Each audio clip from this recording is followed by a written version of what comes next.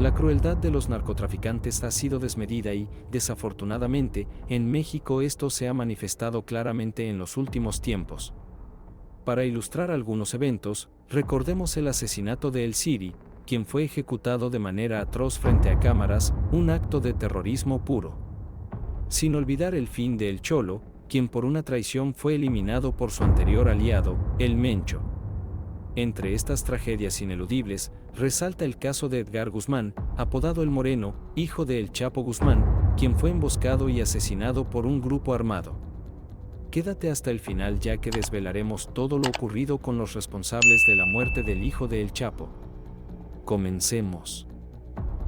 Se menciona frecuentemente al cártel de Sinaloa como el cabecilla en el comercio ilegal global de narcóticos, con una red de distribución que se extiende por todo el mundo y es culpable de traficar sustancias ilícitas valoradas en miles de millones de dólares cada año, un dominio con un alcance y poder enormes. Es evidente la necesidad de un sucesor para mantener vivo el legado, y El Chapo eligió a uno de sus hijos, el más perspicaz y hábil, quien en aquel momento se perfilaba como Edgar Guzmán López, el heredero ideal. Desde su nacimiento el 30 de mayo de 1980, Edgar estuvo rodeado de una atmósfera de poder, influencia y peligro latente. Siendo el primogénito de El Chapo y Griselda López Pérez, una de sus consortes, Edgar fue inculcado desde joven en los quehaceres ilícitos de su padre. Criado en un rancho en Jesús María, México, fue entrenado junto a jóvenes sicarios bajo la tutela paterna y, aún en su adolescencia, ya se rumoreaba que supervisaba ciertas actividades del cártel de Sinaloa. A pesar de ser el heredero de un reinado despiadado, Edgar era reconocido por su modestia y serenidad, mostrando también ambición al completar su educación en una institución pública y proseguir estudios en administración de empresas. Edgar simbolizaba a la nueva ola de narcotraficantes en México, denominados los Narco Juniors. Estos herederos del crimen, distintos a sus antecesores, han marcado una nueva era desde la década de 1970, fusionando la tradición criminal con una visión moderna y educada. En vez de emular directamente a sus antecesores, han optado crecientemente por formarse en prestigiosas instituciones, a menudo en el extranjero, para obtener una educación empresarial sólida. A pesar de su destacada preparación y la estima de su padre, Edgar fue designado como el sucesor al mando del cártel de Sinaloa. No obstante, el destino tenía reservadas circunstancias distintas y, trágicamente, su existencia fue abruptamente interrumpida antes de que cumpliera los 22 años, el 8 de mayo de 2008. Edgar estaba ilusionado, organizando una sorpresa para su amada madre en vísperas del Día de las Madres. Con gran entusiasmo, visitó un centro comercial en Culiacán, Sinaloa, para realizar algunas compras para la festividad. Lo acompañaban su primo César Ariel y su amigo Arturo Mesa Cázares, hijo de Blanca Margarita Cázares, señalada por el gobierno estadounidense como involucrada en operaciones de lavado de dinero para el cártel. Al salir del establecimiento, los tres se toparon con una situación espeluznante, un estruendo abrumador cuando un letrero sobre la pared del centro comercial estalló en llamas, alcanzado por un lanzagranadas. Más de 40 sujetos armados, equipados con rifles AK-47 y chalecos antibalas, emergieron de sus vehículos con claras intenciones hostiles. Pese a sus esfuerzos por huir hacia sus camionetas, los jóvenes no pudieron eludir el asalto.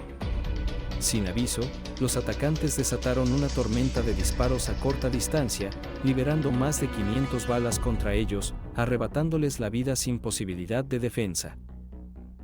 Los desalmados atacantes se alejaron rápidamente en sus vehículos tipo pick-up, dejando atrás figuras apenas distinguibles tendidas en medio de un mar de sangre.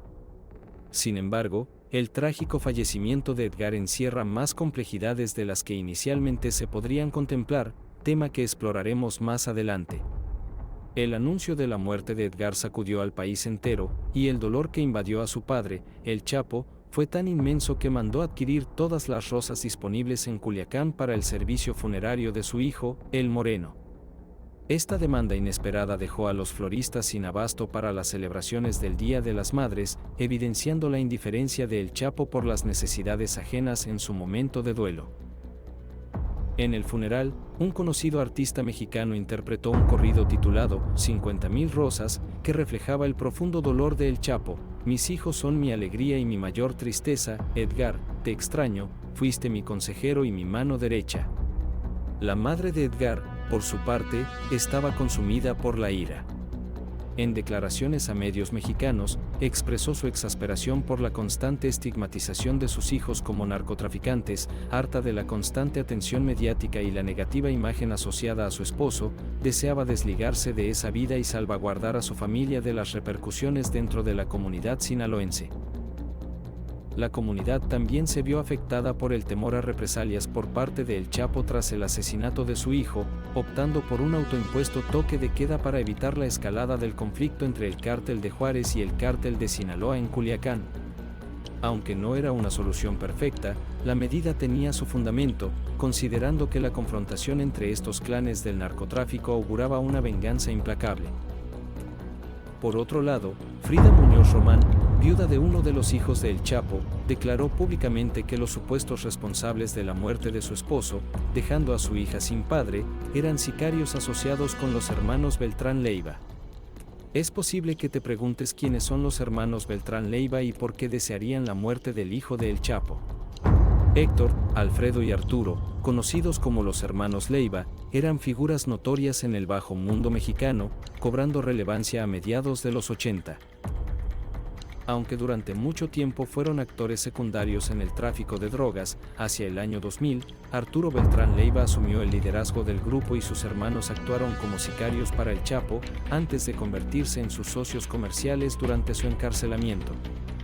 Sin embargo, se alejaron de El Chapo cuando Alfredo fue arrestado en 2008, lo que llevó a la formación de su propio cártel y alianza con rivales del cártel de Sinaloa, incluyendo a los Zetas.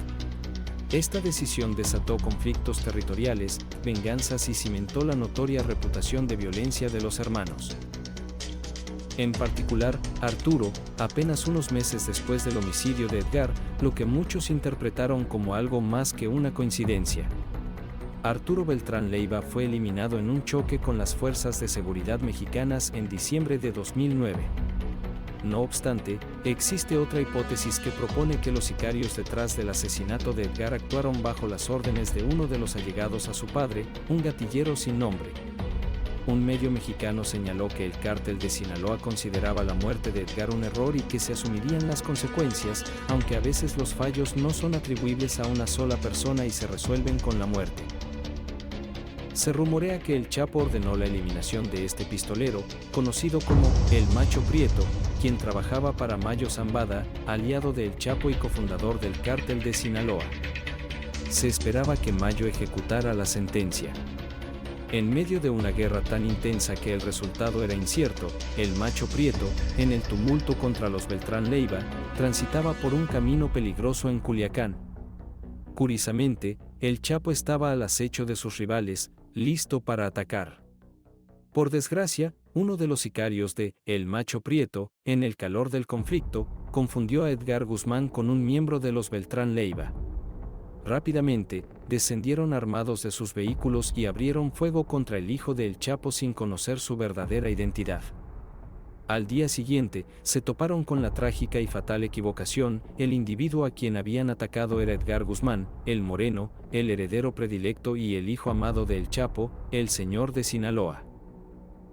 La tensión era tal que numerosos sicarios optaron por distanciarse de la organización, y al ser convocados por su líder, eligieron el trágico camino del suicidio. Sin embargo, El Macho Prieto se enfrentó a El Chapo Guzmán y, dada la complejidad del conflicto, El Chapo decidió perdonarle la vida, aunque lo excluyó de misiones críticas. El Mayo, consciente de la situación, envió a El Macho Prieto a un destino incierto, donde finalmente fue entregado a las autoridades de forma calculada, como consecuencia de sus acciones desmedidas y errores que cometió el sicario involucrado en el asesinato del hijo de El Chapo. ¿Qué te pareció el destino final del sicario que mató a el hijo de El Chapo? Nos gustaría saber tu opinión en los comentarios, por supuesto dale me gusta y activa la campanita de notificaciones para estar al tanto de todas las informaciones relacionadas con los cárteles mexicanos.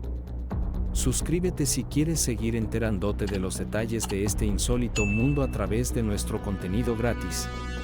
Comparte con las personas a quien creas que les puede gustar esto. Hasta pronto.